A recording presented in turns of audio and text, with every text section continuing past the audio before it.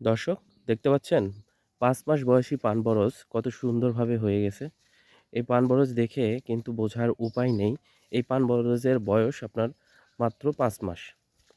৫ মাসে কি পরিমাণে আপনার পানের গাছগুলা মানে পরগুলা টিকে গেছে দেখেন।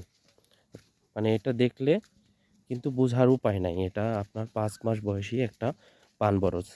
আসলে পান বরজের যত্নটাই কিন্তু মেন।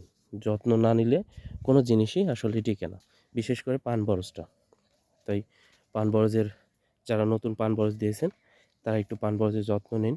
নিয়মিত সেচ দিন এবং খাদ্য প্রয়োগ করুন, তাহলে দেখবেন আপনার পান বরজটাও এভাবে সুন্দর মতো হয়ে গেছে। এই যে দেখতে পাচ্ছেন। এই পান বরজটা এবার কিন্তু লতাটা যখন উঠে যাবে, নামায় দেওয়ার পরে কিন্তু এই পান বরজ একদম ফুল পুরাতন পান বরজের মতোই কিন্তু এটা হয়ে যাবে। ধন্যবাদ, ভালো থাকবেন।